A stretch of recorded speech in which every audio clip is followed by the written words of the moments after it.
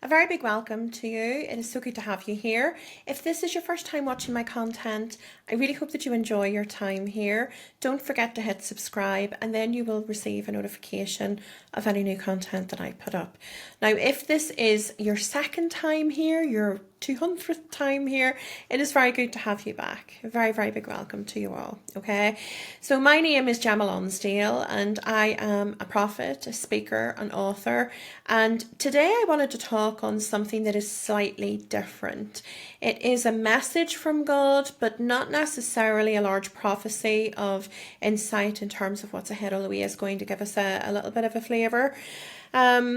This is a very difficult thing for me to talk about. It really has really hurt my heart to see some of the things that I'm going to talk to you about here. I don't want to show the content simply because it is from other people's channels, other news channels, and it's not my content. So from a copyright perspective, I'm not able to share that with you. However, what I will do is link it below in the comments for you, okay? So you can actually go and watch it yourself. Now, the information that I'm going to talk about is possibly going to be quite upsetting for people. If you are particularly sensitive, I would think twice about actually looking at the videos and the links that I share. But I do want to talk to you about it, okay?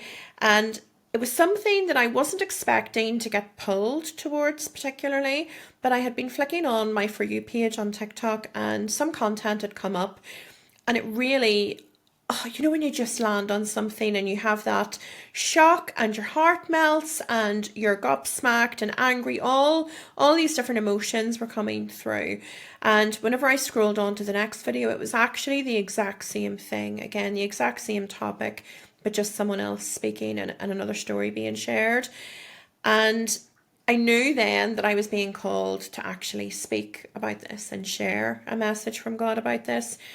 So the first video, it was a 2-month-old in Gaza who hadn't been able to gain any weight from they were born, because obviously there's been no aid that has been able to reach them in the weeks leading up to when this video was taken. There was a 3-year-old as well in this video that is, it was awful. Like, they're virtually skin and bone. I've never seen a newborn baby or a child that's 3 years old as thin as what these two babies were. You know, the 3-year-old weighs the same as what a newborn does. That's just to give you a bit of an insight. And whenever I scrolled on to the next one, it was really heart-wrenching. It was a baby who was 3 months old and who was so severely malnutritioned that you could easily count his ribs and everything. This is horrible. Like, can you imagine being so hungry and the pain from hunger and not being able to eat, especially whenever you're that small that you can't even voice your concern? You know, you've just came to this earth and that is what is happening. You were being starved to death, because that is exactly what is happening in these cases. And no doubt there are countless others that are experiencing this as well. It really made me think of, you know, whenever we fast, not only are we getting to experience that for ourselves, but it can help us connect to people who are experiencing something really severe like this on a completely other level. I know that there's lots of benefits spiritually for fasting and how we can really deepen our connection with the divine as well, but it really made me think that, gosh, whenever I have fasted in the past, which I must admit isn't as often as what I should be doing it, that is just a fraction of what these people and these kids are actually experiencing. It's quite frightening, really. Now, I wish that I was coming to you here with this message of, you know, things are going to improve, things are going to get better. And actually, that's not what God is sharing with me. He is showing me darkness. He is showing me this still set to worsen. I'm not being shown necessarily any improvements coming here, not just yet anyway. And of course, things always have to change. Things do shift, But what I'm being shown at the minute isn't that there is an imminent shift, certainly not a positive one. You know, you will possibly know from the news yourself if you've been watching it. God was talking to me about it as almost like an embargo. He was showing me an area of land being barricaded in and secluded off, which may not be what's happening physically, but symbolically, he was trying to get this energy to me and this message to me of there being a disconnect, of people being cut off, people being pushed to the side and forgot about. And this isn't what he wants. This isn't what he wants for the world. This isn't what he wants for us. And he actually said to me that it doesn't matter what religion people are. It doesn't matter if they're worshipping false gods, if they're worshipping him, if they're speaking to someone else. He still doesn't want us to be treating each other in this way. It doesn't matter. It doesn't matter what you call yourself. It doesn't matter what religious doctrine you follow, or it just doesn't matter. It doesn't matter what your beliefs are. Be kind to people. Be kind to those around you. Share more love, not hatred. You know, the Bible, he's just showing me the Bible being used to hit someone over the head. You know, it's being used as a weapon. And that may not be necessarily the Christian Bible that I have.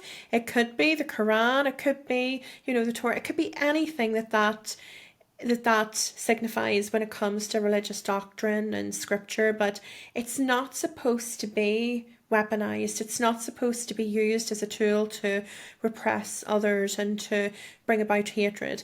This is something that we really need to work on, I think, as a collective. And as I say all the time, you will probably hear it in other videos as well that I share, change starts with us.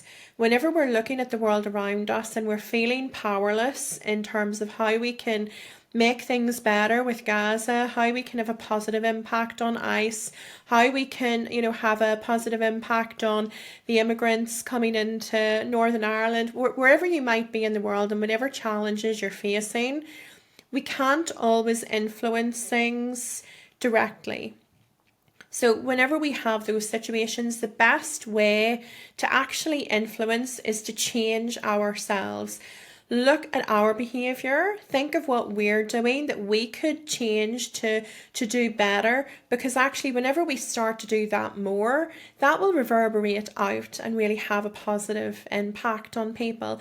And don't be afraid to actually call people out as well.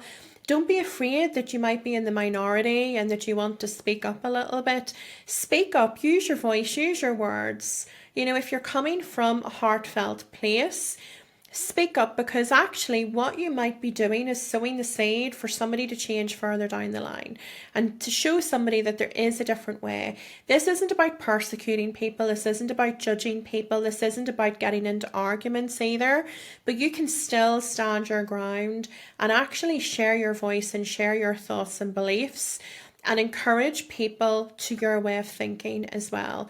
Because whenever we have more hearts in the world that are giving out heartfelt thoughts and heartfelt kindness towards other people, that can only have a positive impact. And it may not happen overnight, but it is still going to happen. So change starts with us, whether that is changing our own thoughts and views or whether it is changing the world around us. But God doesn't want what is happening in the world at the moment with the likes of ICE and with the likes of Gaza.